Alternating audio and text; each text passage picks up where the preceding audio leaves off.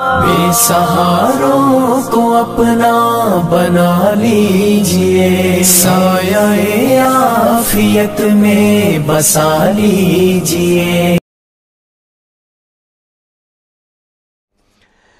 یہ سارے کہہ دیتے ہیں نہیں 2-3 ہی آدمی ہیں۔ میں کہتا ہوں جب ہو رہی تھی بات چیخے لوگ، کسی نے سنی نہیں۔ یہ آپ سن لیں عمر بن حزم رحمۃ اللہ رضی اللہ تعالیٰ عنہ، یہ ایسے صحابی رسول ہیں، خندق سے لے کر ساری بات کی جنگوں میں حضور کے ساتھ شریک رہے، اور آپ نے نجران کا انہیں حاکم بھی بنایا تھا۔ جب اس معاویہ نے وفد منگوانے شروع کی، یہ حاشیہ بھی مولانا ارشاد کثری صاحب کا ہے کہ ثقہ ہے راوی اس کے، اور ہر جگہ آپ نکال کر دیکھیں کہ عمر بن حزم کے تذکرے میں لکھا ہے علماء نے کہ اس نے معاویہ کے سامنے حق کہنے میں کوئی دریغ نہیں کیا، مگر پوچھا نہیں کیا، پیسے تقسیم ہوئے۔ پھر سن لیں، لما اراد معاویہ ان یستخلف یزید باعث الی عامل المدینہ ان اوفض الیہ من شاء، یہ اسلامی حکومت کی بوٹیاں تقسیم ہو رہی ہیں اور اب تک ہو رہی ہیں۔ نیک لوگوں کی زبانیں بند، ان کے لیے جیلیں اور پھانسیاں، اور بدماشوں کے لیے کھلی چھٹی۔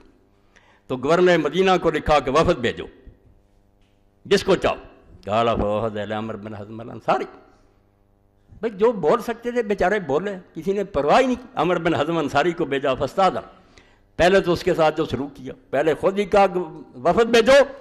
یہ ہے خلافت اور ملوکیت میں فرق کہ عمر رضی اللہ تعالیٰ کے دروازے کھلے، ہر شخص آ رہا، کوئی وہاں کھڑا نہیں، دربان کھڑے۔ اجازت مانگی صحابی رسول نے، فجاء حاجب معاویہ استاذن فقال ھذا عمر قد جاء یستاذن۔ اتنا بڑا صحابی، تو کافر ہوتا تھا، وہ حضور کا گورنر تھا، کیا سلوک ہوا؟ جب اس نے یہ اجازت مانگی، دربان گیا آگے، اس نے کہا عمر آیا مدینہ سے اجازت مانگتا، قال اما جاء بلیہ، سب پتہ ہے مگر چالاکیاں، کس کام کے لیے آیا ہو؟ قال یا امیر المؤمنین جاء یطلب معروفک، اس بیچارے کو کیا پتا تھا؟ اس نے کہا لوگ بھی آ رہے ہیں، تھیلیاں لے جا رہے ہیں، عمر بھی آیا ہوگا کہ لاکھوں روپیہ لے جاؤں، دادا جی کی فاتحہ جو پڑھی جا رہی ہے حلوائی کی دکان پر، لے جاؤں میں بھی لوٹ کر۔ اس نے کہا امیر المومن وہ آپ سے کچھ مدد لینے کے لیے۔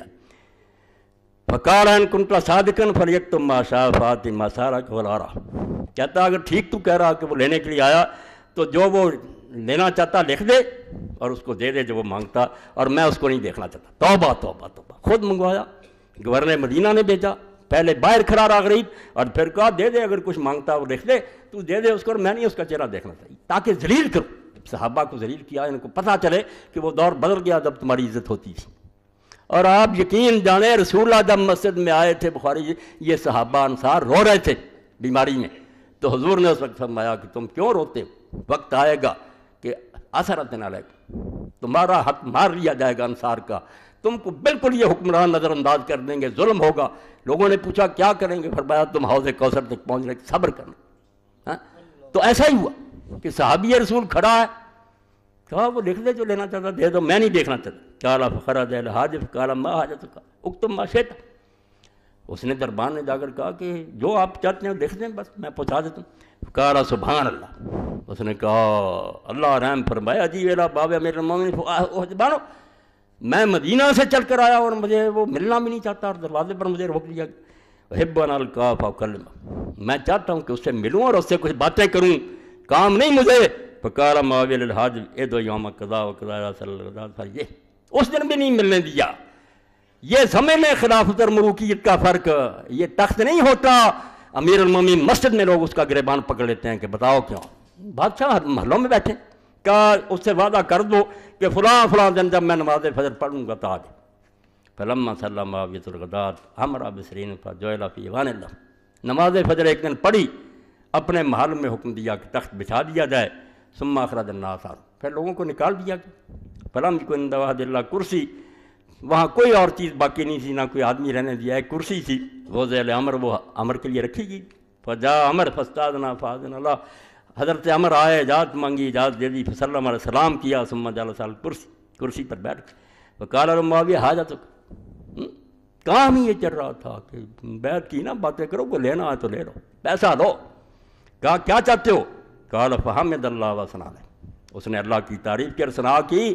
یہ جنازہ ہے اسلام کا جس پر میں رو رہا ہوں، بس اس وقت سے ہم نمازیں پڑھ رہے ہیں، نمازیں آپ فکر نہ کریں، سکھ بھی آ جائیں گے نا، چلتی رہیں گی، انہیں کیا تکلیف ہے نماز، وہ کہیں گے اور مسلح گھساؤ، بس حکومت ہمیں کرنے، خطرہ تو انہیں ظالموں کو یہ ہے۔ ثم قال الامری لقد اصبح یزید بن معاویہ واسط الحسب فی قریش غنی عن المال غنی عن کل خیر. اس نے کہا معاویہ سن حمد و ثنا کے بعد کہ یزید کو اب کسی شے کی کمی نہیں رہی، قریش میں صرف اچھے خاندان سے ہے، مال بھی اس کے پاس اب لاکھوں کروڑوں اربوں ہیں، خزانے جمع ہو گئے، کسی قسم کی محتاجی نہیں. ہاں خیر کا تو ہر شخص محتاج ہے. وَإِنِّي سَمِعْتُ رسول اللہ صلی اللہ علیہ وسلم يقول، میں مدینے سے آیا ہوں تجھے حضور کی ایک بات سنانے. سن لا، میں نے اپنے کانوں سے حضور سے سنا، ان اللہ لم یسترع عبدا رعیۃ الا وهو سائل عنہ یوم القیامہ کیف صنع فیہ. یہ بیچارے یہی کر سکتے تھے، ورنہ 20 سال میں تو لوگ پھانسیوں پر لٹک گئے تھے، کون بول سکتا تھا. فرمایا میں اس لیے آیا ہوں کہ رسول اللہ سے میں نے سنا ہے کہ اللہ جب کسی بندے کو رعیت دیتا ہے، حاکم بناتا، رعیت اس کے پاس ہوتی ہے، تو وہ دن قیامت کے اس سے پوچھے گا کہ تو نے رعیت کے ساتھ کیا برتاؤ کیا. یہ تخت نہیں ہے، اللہ کو جواب دینا ہے. وَإِنِّي أُذَكِّرُكَ اللَّهَ يَا مُعَاوِيَةَ فِي أُمَّةِ محمد صلی اللہ علیہ وسلم بِمَن تَسْتَخْلِفُ رہا.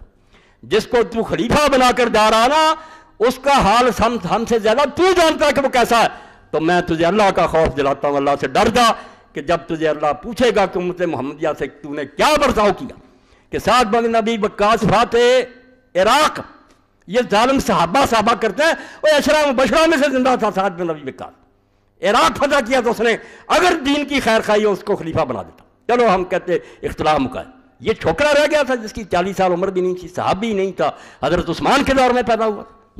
تو انہوں نے کہا میں تجھے اذکرکم اللہ. اس سے بڑی بات اس دین میں کوئی نہیں ہوتی عربی میں. حضور نے بھی اہل بیت کے بارے میں خطبہ کبیر میں کہا اذکرکم اللہ فی اہل بیتی اذکرکم اللہ فی.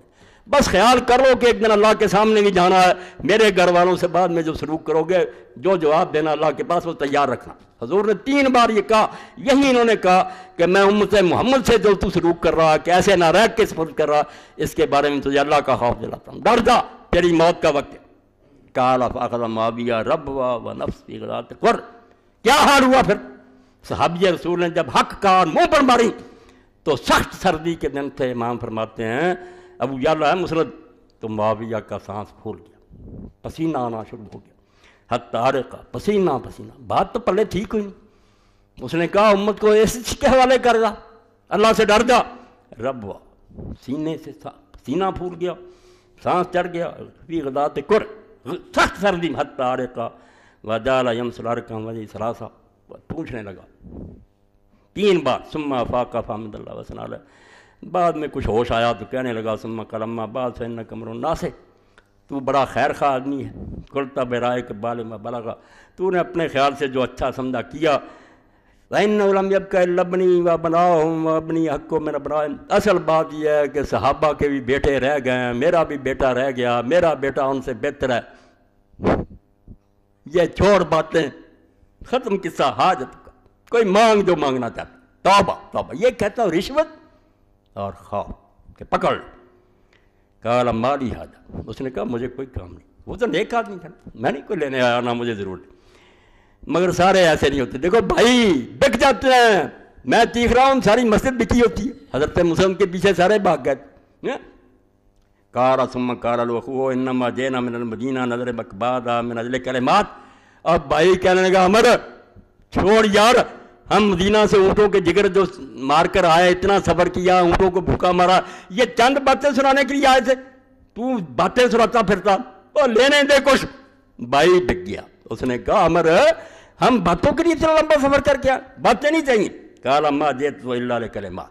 آپ نے فرمایا میں تو آیا ہوں بھائی باتوں کے لیے، میں نہیں کوئی لینے کے لیے آیا، میرا کام تھا حق کہوں وہ کہہ دیا. قال فامر لهم بجوائز. معاویہ رضی اللہ عنہ نے کہا دے دو جائزے، کروڑوں کی تھیلیاں بنا کر دے دو. قال وخرج الامر مثلہ، اور عمر کے لیے بھی ایسی تھیلی نکلی، اس کو بھی نہیں چھوڑا، دیا اس کو بھی، اگرچہ وہ بیچارہ حق کہہ کر چلا گیا مگر تھیلی اس کو بھی مل گئی. یہ بھائی وہ روایتیں ہیں. یہ 7138 نمبر ہے اس کا، 6ٹھی جلد ہے مسند ابی یعلا کی. اور مولانا ہی لکھتے ہیں کہ رجال اس کا بالکل راوی سے کم. اب ایک طرف پیسے چل رہے ہیں، ایک طرف ڈنڈا چل رہا.